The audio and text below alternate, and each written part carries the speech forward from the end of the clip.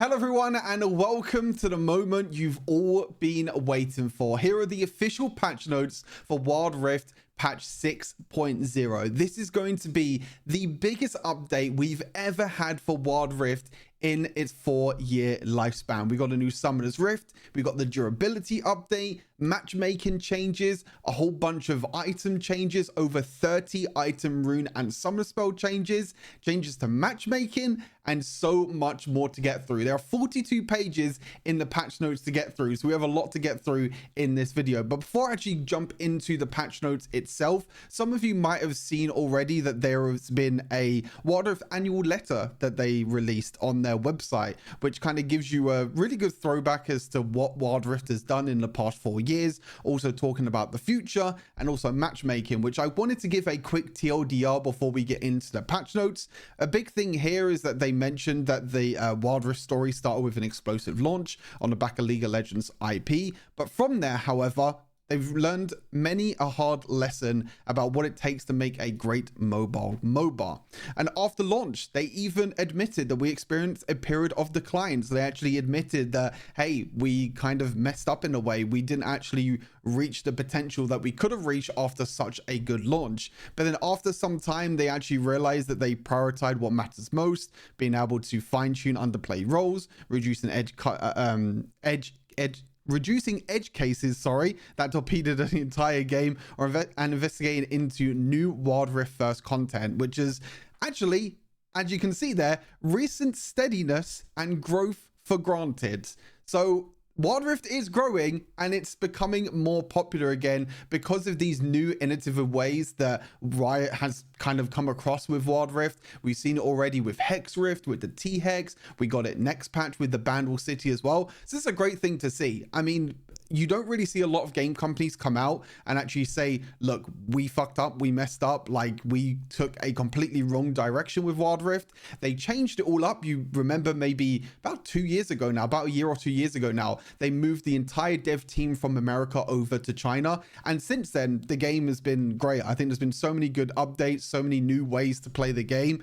Absolutely incredible. But you can see here that they still have things to kind of fix, you know, the issues of mobile that's gatekeeping audiences from getting into the game, discover solutions to foundational mobile challenges, and improve matchmaking, which I wanted to kind of skip the rest of this because, like I said, I'll probably link it in the description and you can read it all for yourself because it's a lot to get through. I want to go all the way down to matchmaking because they actually mention a few very interesting things about matchmaking. They mentioned about their, release of their blog a couple of years ago, talking about elo versus skill. They mentioned how they don't punish winning, which I don't think they do punish winning, but I think they do punish better players with higher KDA over time.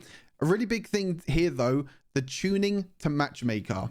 One of our next attempts will look to find a balance between matchmaking for an entire team versus matchmaking for your specific lane. Everyone has had games where they are dominant in lane, solo killing opponents multiple times, but allied lanes were struggling. In this case, while technically your likelihood to win still stands at 50%, it feels like an imbalanced experience to different team members. Well, I lost track already. Oh yeah, to that end, we are looking to increase the weight we place on lane to lane matchmaking rather than the overall matchmaking. And this is such a big thing that I don't think a lot of people actually thought about. Doing lane by lane matchmaking instead of overall matchmaking of the entire team. Because at the moment, right, kind of take everyone that's queuing. They're like, okay, we've got one master on each team, we got one grandmaster on each team, and one challenger on each team. It all bounce out 50-50, but never really works out that way. So doing this whole lane to lane matchmaking instead of overall matchmaking of an entire team is going to be super interesting. Now, they didn't actually tell us when this is going to be added to the game, but definitely keep an eye out to see what matchmaking is going to be like in the new season. And you can see here, it's given our previous discussions on how much team coordination plays into entire team's likelihood to win. We are optimistic about this direction. We're going to start test making the new matchmaking feature in different regions and report back to you once we have more data. It's great that they're finally doing some changes. I think maybe people can say that they've actually waited a bit too long to try and do these matchmaking changes, but overall, matchmaking in general is a big topic for a lot of players. And of course, that's going to be a big thing. Then they talked about kind of the speed of matchmaking and other wild ideas, you know, mentioning that they don't want queues to be too long. They just want to make sure people can get into games quickly as well, because it is a mobile game after all. Then they talked a little bit about Galio's Aegis, which, if you don't know, this is where if you get an S or an A rating, you get more fortitude marks. So you can actually climb ranks easier if you are performing better, which kind of make sure that the whole higher KDA you have, the worst teammates you're going to have, is probably going to come back into play. So maybe Galio just coming in next patch. We're not really too sure. Anyway, that's the TLDR of that. Now to get into the actual patch notes for Wild Rift. Again, I wanted to give you a quick TLDR because I think the matchmaking changes coming in is probably bigger than any of these changes that we're going to be reading in these patch notes. So really excited about that one. And it's going to be interesting to see how that's going to play out. So patch 6.0 coming out in 7 hours, I think, from the time this video comes out, roughly around that time. Rumble is going to be the first champion that releases on the 9th of January, which is going to be midnight tonight. I will be doing a guide on Rumble tonight as well. The grind is definitely on. I've been updating the entire Wild Rift Fire website. The whole website should be updated now. And I'm still going to stay up tonight and still do the Rumble guide for you all. So yeah, 9th of January tonight, Rumble. Really interesting mage that can be played in the solo lane. It's huge AoE burst damage, great in team fights. Going to be super interesting to see how Rumble fits into the meta. Then we have Gnar, and then we have Poppy. Gnar, again, another solo laner potentially, and Poppy can be played support, jungle, or solo lane. One of the 3 roles. Ranked Season 16, which I just spoke about already. You can see here, kicks off on January the 10th. So we have 1 full day from January 9th to January 10th, where we'll be able to test the update on the old season. So test the update, test some champions, test some changes, and expected to end in April 2025, which is most likely going to be the case that patch 6.1 is going to be in April 2025. So that is kind of exciting to see. You can also see here the glorious Corki skin, and glorious bronze skin will be returned to the rank store. Bandle City Adventure. All the events of 6.0 will be displayed in an interactive Bandle City themed experience, which is very similar to the arcane sort of theme we have at the moment with the little cogs that you can spend money on. Also, make sure you spend that, because this is the last day that you can spend them little cogs that you can get like free skins and everything for. Okay, another really big update. Champion endurance changes. Basically a durability update. Now, I got a little bit of an insight with Riot. They invited me to an event a while ago, and they were talking about how they want the game to kind of slow down a little bit. They don't want team fights, and they don't want the game to be all about one shots, who one shots the other champion first, and then that's it. They want to kind of make it so team fights are more impactful. Laning phase is less annoying when you make really silly mistakes. And really less punishable overall. So this has been divided. This is a lot, by the way. This has been divided into categories of assassins, marksmen, tanks, and supports, which I'll go through all of them. I will probably link the patch notes so you can all read through this yourself, because this is going to be a lot to go through. Basically, overall, assassins are getting base HP buff, HP per level buff, armor per level buff, and magic resist per level buff. No base armor or base magic resistance for the assassins. You can see here, as I scroll down, you'll see every single assassin is being changed with armor per level, base health, magic resist per level. So the scaling in terms of armor and magic resist means that assassins might be a little bit more annoying to kill. And also the base health in the early game is quite nice with the health per level. But as we scroll through, we'll get on to mages. Now, mages is probably getting the biggest buff out of this whole durability patch. You can see base health is going up by 70. I mean, the base health here for assassins was going up by like 20 or 30. Mages are getting a 70 HP buff in the early game. But not only that, they're getting base armor buff and base magic resist buff. So the early game is going to be so much more rewarding now for mages, and you're not going to be punished as much if you're going to be playing mages, whether that be in the mid lane or down the dual lane. But again, we still have the health per level, the armor per level, and the magic resist per level. So scaling mages in the mid lane like Orianna, Aurelion Sol, probably more here, Ziggs, Vladimir, all these scaling mages that take quite some time to scale and get into the late game are going to have a much easier time in the early game. I mean, Aurelion Sol overall is just going to get tankier and more difficult to kill. Great. Absolutely love this for mages. I mean, mages definitely have a very difficult time. I think they do a lot of damage, but they have a very difficult time with surviving kind of the early game. Supports are also getting the same thing as well, and this is also in enchanter supports as well. Oh no, these are still mages. Sorry, I'm trolling. These are still mages. Mages. I mean, Zyra doesn't get magic resist per level, but more mages. Veigar, again, the scaling is going to be really nice with Veigar, Zoe, Victor, Syndra, Heimerdinger. I mean, so many. I'm surprised that Fiddlesticks is actually under the mage category and not the assassin category, but Fiddlesticks is going to be getting a little bit tankier. And then we move on to enchanter supports. You can see how this is categorized. So enchanter supports are all getting base armor buffs, which is going to be really nice for them in the early game. It means they're not going to take as much damage against some really aggressive early game AD carries. They're also getting base HP buffs as well, with also health per level, magic resist per level. They're not getting a base magic resist buff, so I think overall this might mean that some AP mages that you can play in the bot lane, like Lux and Karma, might be quite good against these enchanters, because they have a lot of base armor now, but they don't have a lot of base magic resist in general. But again, as I scroll through, you can see every single supporter in terms of enchanter is all getting the same stats. AD carries are getting base health, health per level, armor per level, and magic resist per level. So no base armor and no base magic resist for AD carries in general. Again, it's mainly just to do with the enchanters. As you can see here, as I scroll down, it's all going to be the same. Graves, again, interesting enough, is in the marksman category and not the jungle category, so he doesn't get the base armor, which is quite interesting, which means that Graves, I think, overall is going to be very, very struggled. But you can see here, Lucian, Neela, Senna is in the ADC category, not enchanters. Twitch, Vayne, Varus, my main, Xayah, Ezreal, Zeri, Kindred, Severe. We keep going down. Then we move on to tanks. Tanks, again, are getting a huge buff in health. Like, this is absolutely crazy, by the way. You think of Ornn. Look at this. He's getting a 60 health increase, an 8 health per level increase, which is like an extra... I don't even know what that, like an extra 100 HP, I think. Like, over 100 HP at level 15. Base armor, magic resist per level. Again, you're probably getting like an extra 7 magic resist at maximum level. Base health, I mean, tanks in general are going to be so OP, I think, in this patch. Ornn's going to be really good, and Mumu in the jungle is going to be really good.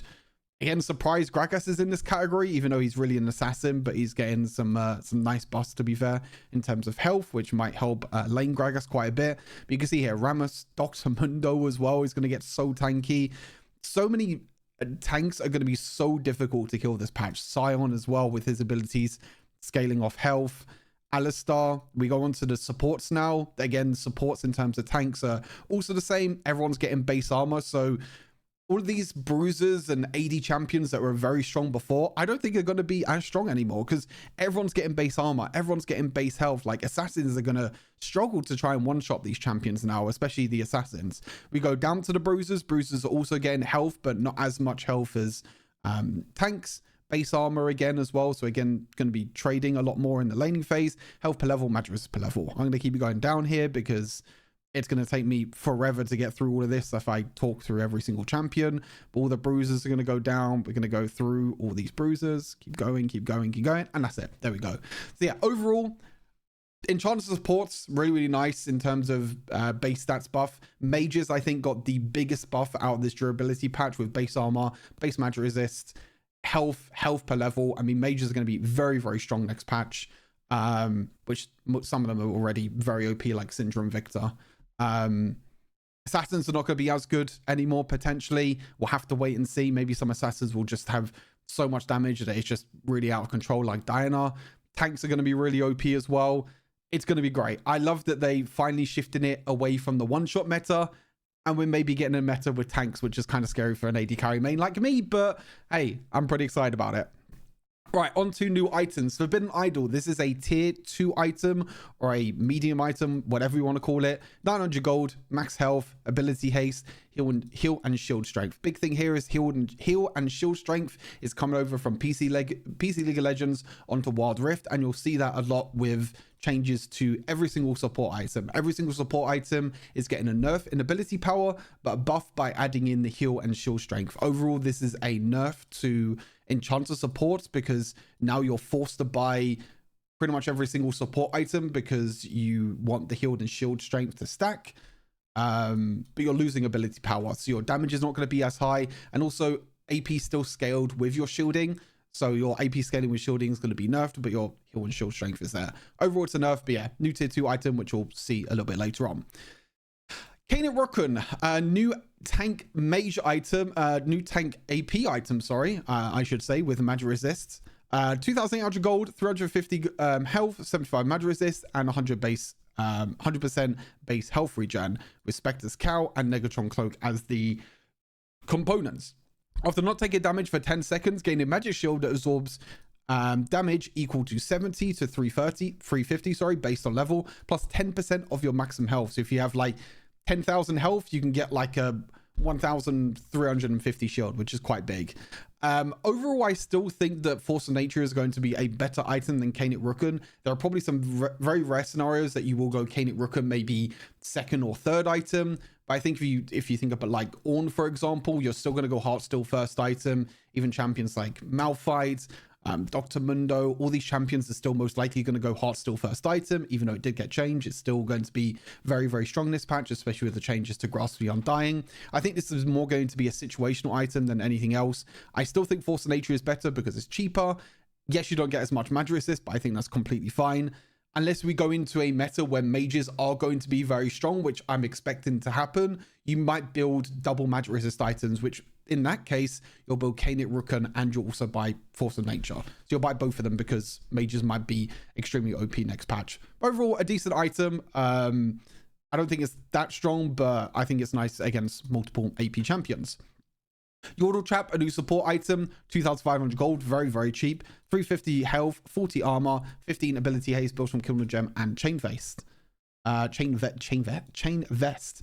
After applying crowd control effects that displace the enemies, gain movement speed for a few seconds and mark the target, reducing armor and magic resist by 5 to 12, which is basically nothing, for 5 seconds. If the target dies, they are marked. You and nearby allies gain 200 to 300 bonus gold.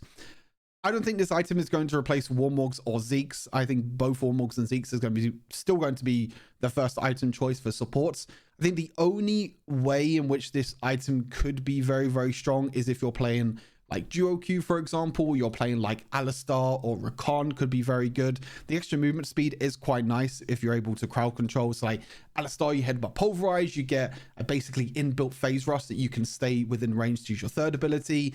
Thresh as well can get movement speed to stay in range to use like Hook and Flay, etc.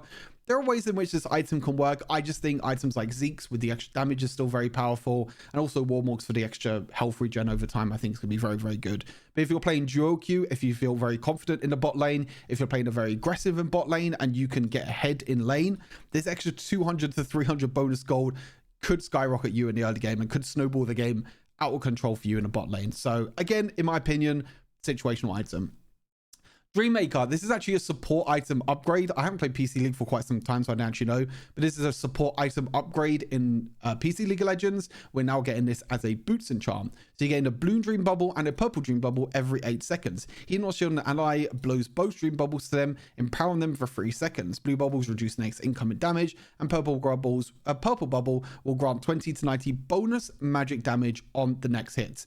This is pretty much going to be the new enchantment for every single enchanter support.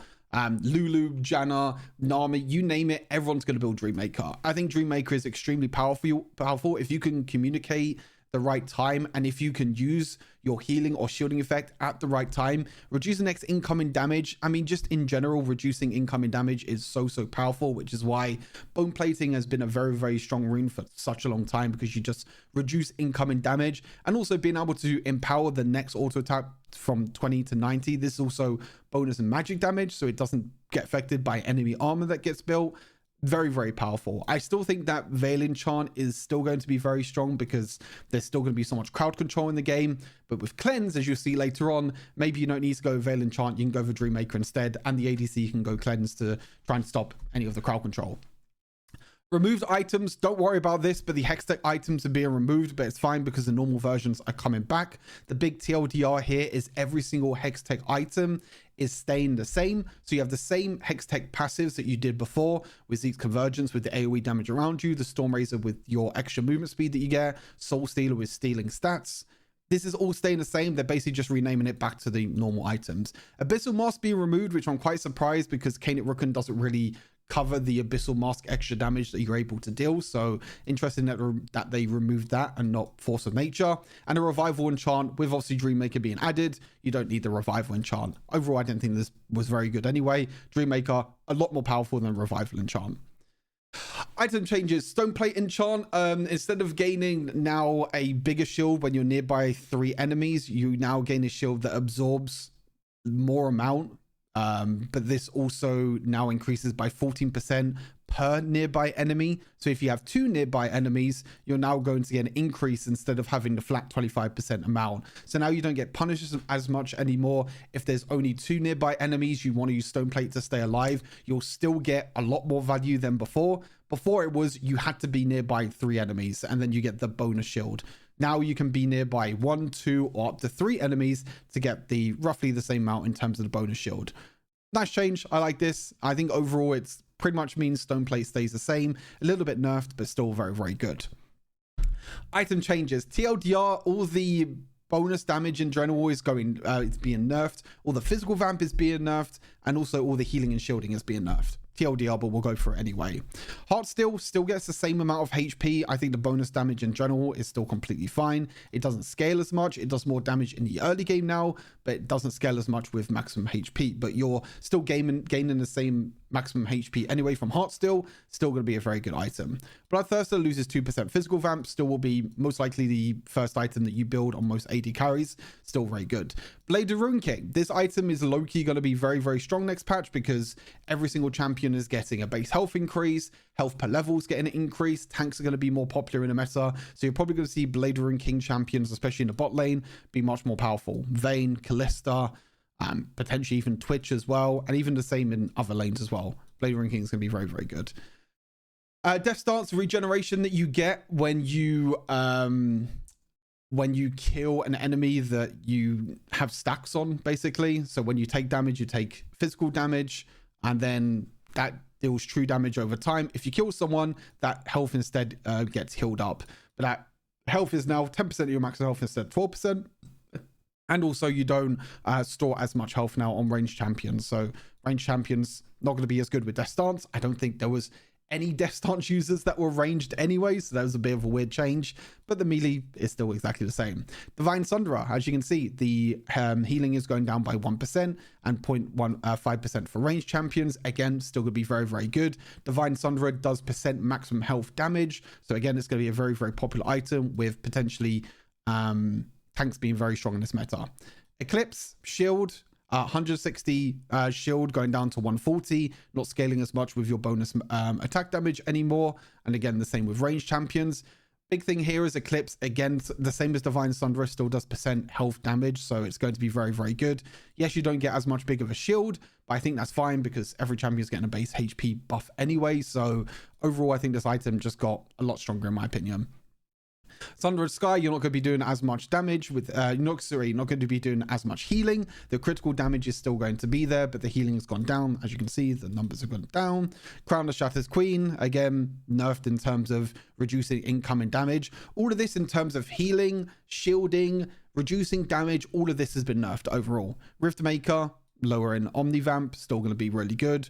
Warmogs, again, you only restore 4.5% of your maximum health per second. It's still going to be fine, still going to be a go-to first item for most supports. Fimbulwinter, which barely gets built anyway, is being nerfed, but Fimbulwinter is never really a good item anyway. Mantle 12th Hour, again, still going to be good because it's going to be scaling with a lot of your bonus health, which is going to be very popular in this patch with Heartsteel, etc. So item's still going to be good, even though the values have gone down. Vampiric Scepter, the tier 2 item, has also gone down.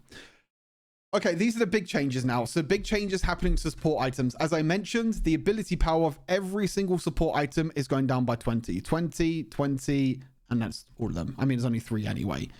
But now you're gaining the healing shield strength. Overall, when you... Okay, so this is a nerf. If you buy just 1 support item, it's a pretty big nerf. If you buy 2 support items, it's a little bit of a nerf. But if you buy all 3 of the support items, it's basically the same value, in my opinion. The maths is going to be very, very difficult to work out, but basically your shield and heal power was still scaling off of ability power anyway. So the 10% is not really 20, like it's less than 20 in my opinion, because say you get like, I don't know, say your shield is doing like 200 or something like that. Like that's 20, but that's in the late game anyway. Like you get 20 extra bonus with the 10%, but that's not until the late game anyway. Most of the time the healing and shielding is not that powerful in the early stages. So yeah, you're kind of forced to buy 2 or 3 support items now. Overall, it has been roughly nerfed. Harmonic Echo is getting a whole revamp in terms of the building and also the new passive. You also get 100 health now, which is quite nice, but you now don't restore health to a target and nearby 3 allies. You only restore health to one of the targets. So it's going back to the old Harmonic Echo passive and not the new one where you heal 3 nearby enemies. However, the healing is going up by the base value and the percentage is going up. And if the target is below 40% health, the healing is increased to 150% of the original amount. I still think Heart Steel overall is going to be one of the best support items to go. Ardent Center is still obviously going to be the best because the extra damage that you deal. But in terms of keeping your team alive, Harmonic Echo is still going to be the way to go. Starfall of Flowing Water, again, gains maximum health, loses ability power, gains the healing shield strength, gets Forbidden Idol, which as you can see, Forbidden Idol is going to be built across the board. I'm surprised they didn't change the passive of Starfall of Flowing Water because gaining AP and ability haste, not really that good for ADCs. So yeah, Starfall Flowing Water is still going to be probably the worst support item. Ardent Sensor loses 20 health, 20 AP, sorry. Gains the heal and shield strength and gets a new build path. Still going to be very, very good. Protector's Vow. Pretty nice buff actually to Protector's Vow. I think this item is low-key kind of underrated. I think it's very good on enchanters and very good on supports like Brom and also Rakan. The amount has stayed the same. The maximum health has gone up and also you get the 5% heal and shield strength. So it's just a straight up buff to Protector's Vow. So again, champions like Lulu, Janna can go Protector's Vow. Janna can go Protector's Vow because you're standing close to allied champions. Brom, pretty much a big buff to Brom as well. So overall, it's going to be quite nice. Redemption, of course, a lot more powerful than Protector's Vow. So it's losing 50 health and gaining the 5% heal and shield strength. But again, still going to be very good because the passive is unchanged. Randuin's Omen is fucking back, baby. I'm so excited for Randuin's Omen to finally come back where we're reducing the critical strike damage. It's great. Like the old Randuin's passive was so garbage that you wouldn't even build it even if you were against critical damage. But now you can actually build it again. When you're critically struck by physical damage, gain 1 stack of countercurrents. Each stack of countercurrents grants 5% physical strike damage reduction, up to 4 stacks. You can get 20% critical strike damage reduction. We're so back. We're so back. Upon reaching full stacks, you also gain movement speed and slow resistance, which scale off 1% of your bonus health. This low-key might be a very, very strong item next patch. And with tanks already being super annoying, I'm excited that Randuin's has finally got changed and is now going to be a viable item. But at the same time, I'm kind of dying inside as an AD carry main because crit builds, yeah, they're going to be definitely heavily nerfed if someone builds at least 1 Randuin's on the enemy team. But yeah, really glad that they're changing this item back. Ignore this Hextech part. This is now just called Soul Stealer because the Hextech item components are basically gone. Or the Hextech name, sorry, is gone, but everything is staying the same. As you can see, base move speed stolen, ability haste stolen is still staying the same, but it's been nerfed. Storm Razor just losing a bit of target movement speed reduction and self movement speed increase. Zeke's getting a pretty big nerf from 60 base damage down to 45 base damage in the early game. Still scales quite decently into late game, and the movement speed reduction has gone down. I mean, Zeke's was definitely the strongest out of all the Hextech items. Black Cleaver is also staying the same as well, so nothing changing there. But overall, all these items are still going to be very good. This is very good on Assassins, pretty good on some AD carries. Zeke's Convergence still going to be very good on every single support. Sudden Impact, pretty heavy nerf. I've been kind of thinking about it in terms of the Wild Rift Fire builds. I think Sudden Impact is still going to be very good for champions that don't waste dashes. Someone like, well, who's a good example? Someone like Samira, for example. Every single time that you use your dash, it's always to engage. It's never really to disengage or try and escape, which means you're not going to be wasting the new Sudden Impact passive. Trying to think of another champion that could, if you think of it, if you have a champion that dashes a lot when you're clearing through the jungle, when you're playing laning phase, it's probably not going to be as good because the cooldown is higher and the value is not really that great. If your champion only has like 1 dash Gragas is another great example. You know, you most of the time you just use your third ability to engage or just use it to quickly clear through the jungle. That one blink that you have, or the one dash that you have, is going to be able to deal the extra damage that you can deal. But this is overall a pretty big nerf. I mean, before getting Armor and Magic Pen was very, very powerful. Now you basically gain true damage, which scale off your champion level, and also is on longer cooldowns. It's gone from 4 seconds up to 10 seconds cooldown. So yeah, pretty big nerf to sudden impact. Again, I still think it's going to be very, very good for some champions. Grasp the Undying is losing the bonus attack damage and AP ratio from the bonus magic damage. I missed this in my item changes video a while ago because I was just looking at the Chinese client and I completely forgot that Grasp the Undying even had bonus attack damage and AP scaling, to be fair. But now we're basically only going to have 3% maximum health scaling with the bonus magic damage. This is a very, very big nerf to bruisers like run Grasp the Undying. Jax, Camille, trying to think of other champions. Basically, champions that don't build Heartsteel are probably not going to go Grasp the Undying anymore. Jax is probably going to go Fleet Footwork. Camille's going to go Fleet Footwork. Any bruisers now, you don't want to build Grasp the Undying because your bonus damage is not there. However, the healing is now going to scale more, and you also gain double the amount of health that you did before. So instead of 5 health, you can build 10 health. Someone like Set, for example, is still going to go Grasp the Undying because you still build Heartsteel plus the Heartsteel plus Titanic Hydra. And obviously this is going to scale a lot with Titanic Hydra's damage now because you gain double the amount of health. Again, losing the bonus attack damage and AP ratio is going to mean that this is not really going to be good on bruisers anymore.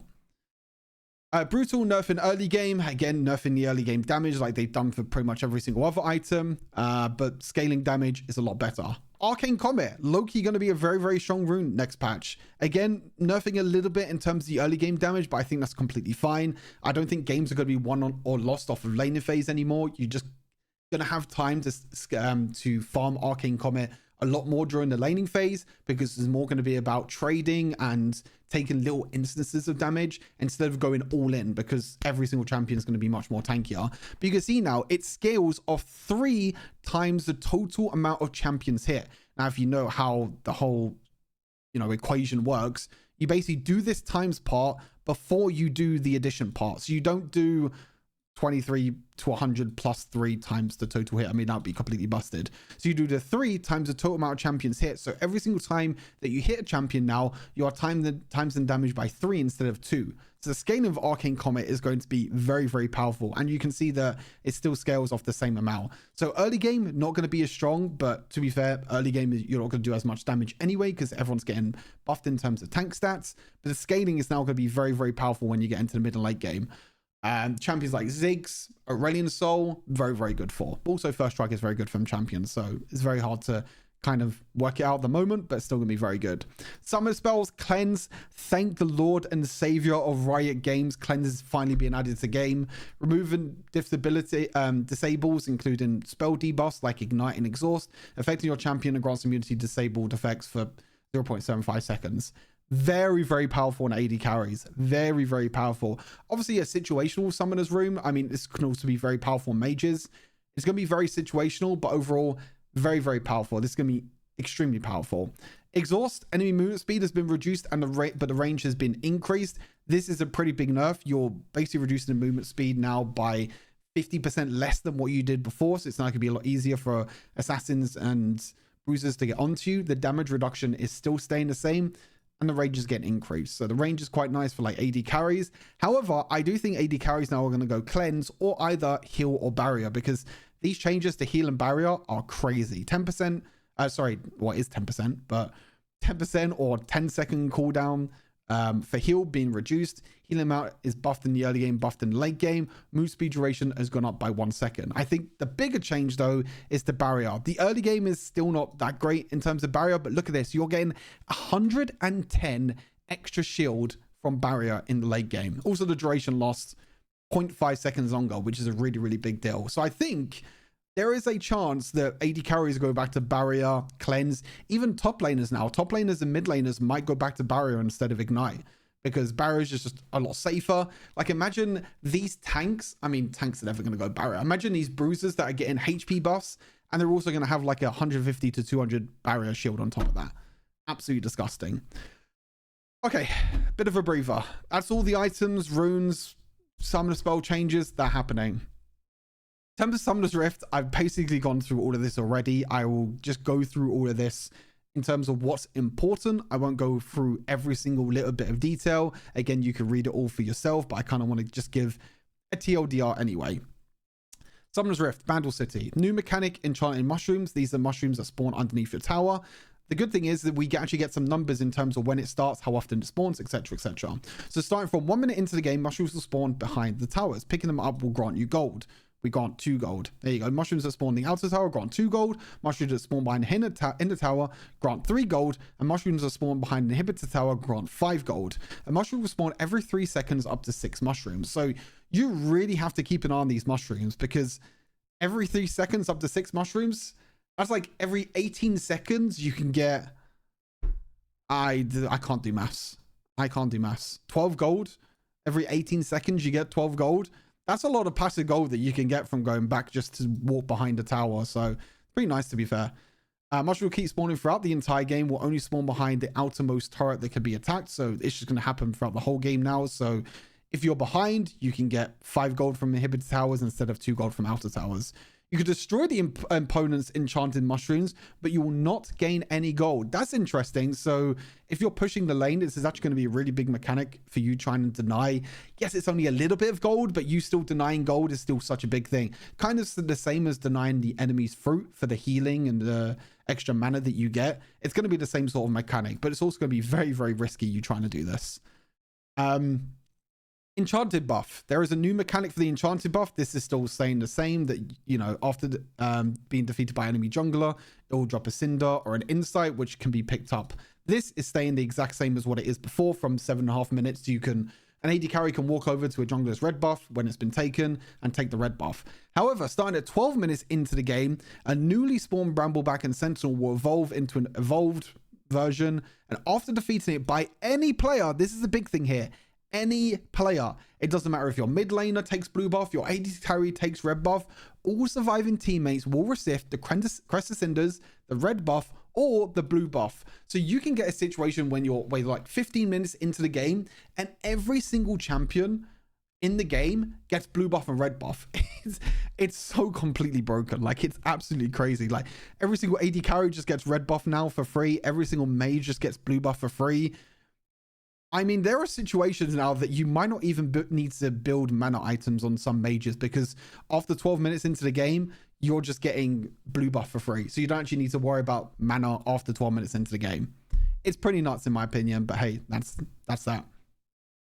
Enchanted Gates is basically the Hex Gates from before. They've changed it ever so slightly. From 7.5 minutes to 11.5 minutes into the game, 4 pairs of one-way enchanted gates will spawn. Players can use them to teleport into team's base. And from 12 minutes, you can spawn from one side of the map to the other. Yeah, that's basically it. Both gates... Oh, okay, this is interesting. Once a pair of gates is used... by any player, both gates will enter a 15-second cooldown. Enhanced gates on cooldowns cannot be used by any player. Interesting. Enhanced Assemble, what's this? Oh, this is the Rift Herald. So 5 minutes into the game, the new mutual objective, Enhanced Assemble, which is basically Rift Herald. So Rift Herald is basically going back to the same as what it was before. This is basically the attacks of the Rift Herald. And now the killer will have all their abilities remaining cooldown reduced by 75%. The killer can summon the Rift Herald, and it will assist them in destroying enemy towers. And it also summons them 3 little mini monsters as well, which will keep attacking the towers over and over again. Charge towards a nearby tower, etc, etc. Pretty much it. Baron Nashor, adjusting mechanic. We're basically not getting the T-Hex anymore, as T-Hex will not be a part of the new Bandle City. Will provide more rewards to defeating Baron Nashor by buffing minion empowered effects. So they adjusted that. Now you just basically get a new effect now with Baron, and you also have a new minion with a Baron, which might be here somewhere. Enhanced Trumpet Minion. Upgraded version of a caster minion. In addition to using base attacks, it will also heal allied minions. So this is a new minion that you'll be able to get when you kill Baron Nashor. But basically, we're going back to the old Baron Nashor effect where every single lane is going to be buffed and you can push multiple waves, basically. And it's only for a limited amount of time. Yeah, that's basically it. And then this is the abilities for the Baron. Elder Drake adjusted. It was that, what's this? Adjusted. Deals damage to enemies while burning them, dealing true damage over 3 seconds. When dealing damage to an enemy champion with less than 50% max health, it will detonate the champion with Dragon Flame, dealing true damage equal to 100% of their maximum health. Basically the same as what it was before, no? Oh, the chain effect of Elder was removed in the Bandle City Rift and replaced by a burn effect, which is also buffed to compensate for the durability adjustments made to champions to reduce the game length. Okay, so basically kind of buffing Elder Drakes and games can finish sooner because everyone's getting HP buff. Cool, I kind of like that, that's fine. Okay, now on to some actually really important kind of interface and control settings. There's going to be a new filter tab, which is going to help you find support items much quicker. Like the problem at the moment is you only have attack, defense, and mage, and sometimes it's struggling to find what item you want to look at. But now they're going to make it so you can actually filter towards support items, so you can build like Starflow Warden on sensor quicker, which is nice. Cooldown optimization for switching active items. If you switch your active item that is not on cooldown, there'll be no cooldown penalty. That's pretty big actually. Because I'm pretty sure there was a cooldown penalty before. And if you're switching your active enchantment that is on cooldown, the new active enchantment will inherit the cooldown on the previous one up to a cap of 20 seconds, which I'm also pretty sure is a buff as well, because this was, I'm pretty sure, longer than 20 seconds before. I can't remember. I don't really change my enchantment that much, so you lot might have to tell me, but yeah, that's being changed. Self-cast button. Thank God this is finally in the game. I mean, I don't know where this is going to be, but this is such a good change. Such a good change. I mean, especially on champions like Lulu, champions that you want to shield yourself instead. Really, really good. I'll add a self-cast button next to a cancel button. For target abilities, you can choose between yourself or other units. Big one is Lulu. Sometimes when you want to walk up and sometimes you want to trade with enemy champions, you just want to self-cast your shield. You want to give yourself a shield so you can walk up and auto-attack and win a trade against enemy champions. Very difficult to do at the moment because you have to manually cast your third ability on yourself instead of like using a self-cast button, for example. Really, really nice. I don't really understand the Lissandra one because you're just going to use... Unless they change the way Lissandra's ultimate is going to work, but at the moment, if you just press the ultimate, you're always going to self-cast 100%. Unless they're changing that, that'd be quite interesting. Quick cast and powered attacks. After enabling this feature in the settings, only when the auto-aim target is a locked-on target, enemy champions or clone will be automatically followed up by attack after casting. So basically prevents you from powered attacks being wasted on low-value targets. Cool. Manual aim time limit. Holy shit, this is a huge change and a huge buff to Victor as well. So at the moment, a lot of you know that Victor's third ability, when you use the ability, you have that big massive fucking tick button that comes up that you have to use if you want to manually aim Victor's third ability. Now you can basically ignore that tick button. So they added a new manual aim time limit. So now when you're aiming this ability manually, if no sliding gestures, so basically if you hold the ability in one place for a certain amount of time, it will detect that you want to move to the next stage of the ability. So the starting point of the trail will automatically select for you. You can tap the back button to cancel, but you can then continue dragging the ability button to select the point of end trial. It's actually crazy how much of a big change this is. Also, it's going to be the same with Rumble's ultimate, which is a huge massive line AoE damage. Really, really nice. So now in laning phase, you don't have to use your index finger to click on the tick button. You could just hold the third ability, go ahead, you just wait for like half a second, and then you can use the ability straight afterwards. Lovely change, incredible quality of life change. Really, really good. Game modes, I mean, everything else from here on out is pretty much not going to be that important. I'll quickly read through it. There's actually a really important change at the end with the whole remake on the system of changes with the reward system. But new game mode, Unbound Frenzy, which is basically just a whole fiesta of absolutely crazy changes, like second skin triggers in Catherine Rain more frequently and refreshes Killer Instinct. Malphite can steal the size of the targets with Seismic Shard and increase the area effect of his ability. basically a new game mode which gives everyone OP fucking abilities. Like Fizz can get extra shocks. Caitlyn can now trigger headshots more easily. Like, absolutely disgusting. I don't know. Like, there are some insane ones here as well. Like, champion takedowns increase Teemo size and empowers her abilities. Basically, a really cool game mode that you can just like run around and have some fun. Also got some battlefield changes and some changes to like Flash and Ghost, etc. But again, this is all the game mode. This is nothing to do with the game itself. Again, gameplay changes to Hextech ARAM. This has actually been pretty popular. Again, you can see some new augments being added. I believe some new items being added as well. Augment changes, augment removals, augment randomize optimization, item prizes, new items, which, oh my god, Gambler's Blade's being added. Holy shit. Gambler's Blade's pretty big to being added. I don't recognize any of the other items, but Gambler's Blade's pretty cool. Attacking abilities, bank 22 to 50 gold, and when hit on cost, cash out the gold. On death, lose 80% of your bank. Wow. Kind of cool. Anyway, that's that. ARAM changes as well. Some battlefield changes to ARAM. Some changes to Arena with new augments. Again, I'm going to scroll through all of this because it's not really that important to me. And then we have the system changes. So mission system removal. So they're removing the old mission system, the old daily mission system, which means the Darkstar Malphite has been removed. It's going to be converted. They've renamed Power Energy to now Condensed Ores. And certain rewards such as guild rewards, Rift Star rewards, and Wild Pass Resolve have been added to collected legend card packs. So now we're going to have a thing called collected legends, which is basically going to be the new free daily reward system, but now we're going to be collecting cards every single day. And when we collect a set, we're going to get a new reward. So upgrade the old mission system where you can collect new legend system, new activated rewards such as exclusive skins like Pengu cosplay Tristana. Orange gemstones have also been added. So collected legends simplifies the daily in-game goals, allowing you to accumulate and obtain free exclusive rewards just by following in-game experience. There are 4 collected legends seasons a year, which each season split into 3 phases. Completing 3, 6, and 10 legendary card sets in each phase will grant you one of the 3 corresponding rewards. I mean, this is such a cool interactive way to like, not force people, but I was going to say force people to play the game, but actually just make the game more enjoyable. Like, the old system was so bad. Like, the daily reward system was so repetitive and so boring, but now we get to open packs and now we get to collect stuff for free just for playing the game. I'm all down for it. My card collecting addiction is going to be insane. Card packs may contain cards of different varieties as well as blue motes and XP. To earn prismatic card packs, perform well in games to fill up your prismatic card pack energy. Not only do prismatic card packs contain cards, they also contain skins. Ooh, even more skins. Add a new time limited currency, condensed motes, and be used to redeem skin chests, pose chests, boost cards. Oh my god. Add a new item called Wondrous Gem, which we use to redeem exclusive rewards such as, oh, Darkstar Malphite is not being removed.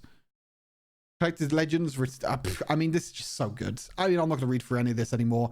This is so good. I absolutely love this. They also got Unbound Frenzy system, which you can also earn rewards as well. Some Easter egg collections and time limited things. Added an Easter egg collection to normal tab, allowing you to view Easter eggs that you've picked up. Apparently there's some Easter eggs you can get in the game now. That's kind of cool. Gameplay previews. Add a feature to preview casual game modes. Awesome. System optimization, system loadouts, or loadout optimizations. Optimized experience of selecting corresponding lanes and modes in loadouts. Added the lane and modes tab in the loadout recommender screen. You can now rapidly filter out lanes and mode corresponding to loadouts. You can't use in a loadout. This is not completely identical to your popular loadout. A new selected icon will be okay. So just change the loadout section to make it more lane focused. After copying loadout, the original confirm blah blah blah blah. Add a feature to share around in-game loadout codes. Oh, that's kind of cool. Add a feature to share in-game loadout codes. After you configured your loadout, you can convert it into a loadout code. It can be copied and sent to friends.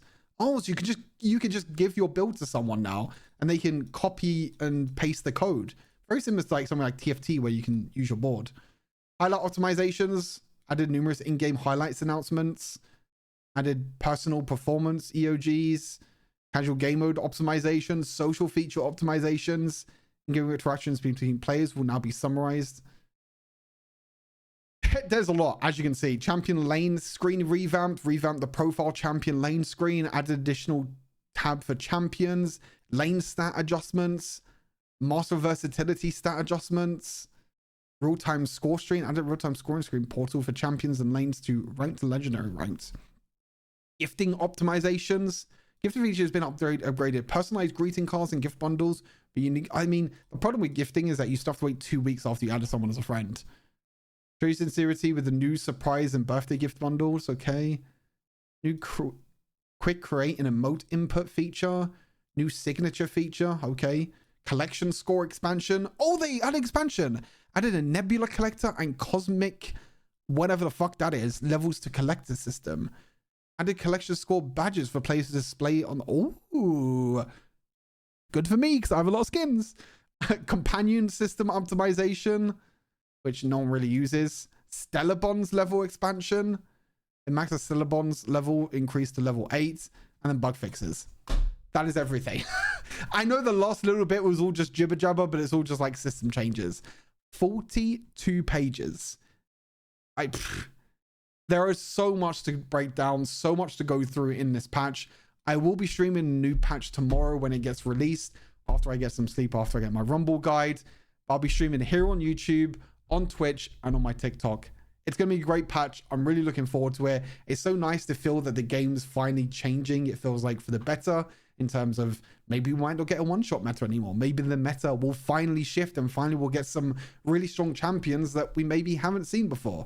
It's going to be great to see. I cannot wait to play a new patch. Let me know what you think is going to be the most impactful change. Let me know what changes you're looking forward to the most. And as always, thank you all for tuning in and thank you all for sitting down with me and reading through these patch notes with me. And until tomorrow, make sure you tune into the stream. I'll see you then. Take care. Have a good rest of the day. Peace.